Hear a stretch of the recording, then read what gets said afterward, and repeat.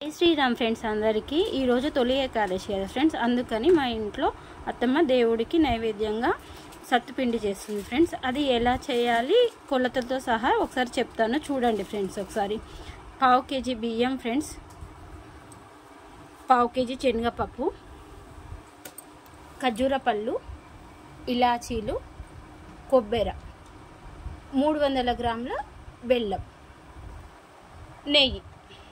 వీటిని అన్నీ తీసుకున్న తర్వాత ఇట్లా మంచిగా ఈ కలర్ వచ్చేలాగా వేయించుకోవాలి ఫ్రెండ్స్. ఇలా వేయించుకున్న తర్వాత కొబ్బరిలు, బియ్యము, శనగపప్పు ఇలా వేయించుకున్న తర్వాత వీటిని మొత్తము మిక్సీలో వేసి పొడి చేస్తూ జల్లెడ పట్టుకోవాలి. జల్లెడ పట్టిన తర్వాత మళ్ళీ పైన వస్తున్నదాన్ని మళ్ళీ జల్లెడ పట్టి అలా మెత్తగా పౌడర్ వచ్చినంత వరకు చేస్తూనే ఉండాలి ఫ్రెండ్స్. అది అయింది కూడా మీకు ఒకసారి చూపిస్తాను. ఇది తొలి ఏకాదశి రోజు దేవుడికి నైవేద్యంగా పెడతారు మా ఇంట్లో అయితే. ఓకేనా ఫ్రెండ్స్. టేస్ట్ అయితే బాగుంటుంది, చాలా బలం వస్తుంది. ఇది తింటే చాలా మంచిది ఫ్రెండ్స్ ఆరోగ్యానికి. సత్తుపిండి అంటే చాలా సత్తువ ఇస్తుందని చెప్తారంట ఫ్రెండ్స్.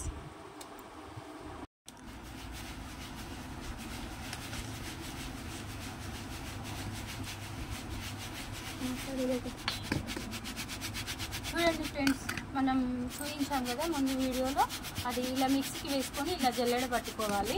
ఇలా పట్టుకున్న తర్వాత మళ్ళీ పైన కొంచెం ఇలా వస్తుంది బరకలాగా, మళ్ళీ దీన్ని మిక్సీకి వేసి మళ్ళీ పొడిలాగా పట్టుకోవాలి. ఇలానే మీకు చూపిస్తూ ఉంటాను ప్రాసెస్ మొత్తం. Okay friends. చూడండి ఫ్రెండ్స్, మనం తీసుకున్న బెల్లాన్ని ఇలా చిన్న చిన్నగా కత్తిపీటతోని ఇలా ముక్కలుగా కట్ చేసుకోవాలి.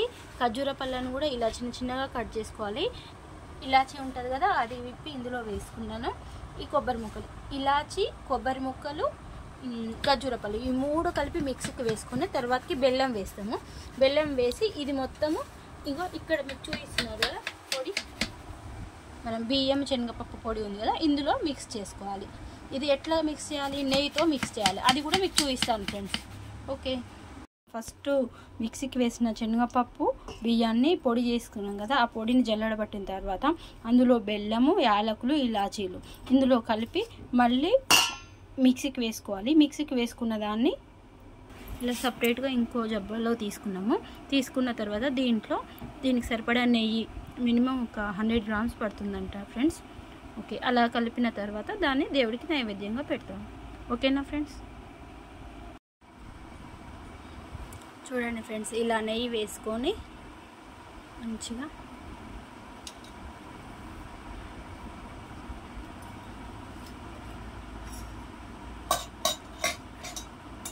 $100 గ్రామ్స్ కంటే ఎక్కువనే పట్టింది ఫ్రెండ్స్. ఎంత ఎక్కువ వేస్తే అంత వాసన వస్తుంది, మరి ఎక్కువ వేస్తే కూడా కొంచెం తినలేము. ఈ నెయ్యి వేసుకోవడం వల్ల టేస్ట్ ఒక్కటే కాదు సార్ ఫ్రెండ్స్, తింటుంటే పొరపోకుండా ఉంటుంది. నెయ్యి వేయకుంటే ఏమవుతుందంటే తింటుంటే గొంతులో విరుక్కుపోయి పొరపోతుంది. అందుకని చెప్పేసి ఇది కంపల్సరీ వేసుకుంటే టేస్ట్తో పాటు తినడానికి కూడా ఈజీగా ఉంటుంది. ఓకేనా ఫ్రెండ్స్. Thank you. ఇలా చేసిన దాన్ని ప్రసాదం గిన్నెలో పెట్టుకొని దేవుడికి నైవేద్యంగా పెట్టేస్తాను. చూడండి ఇలా.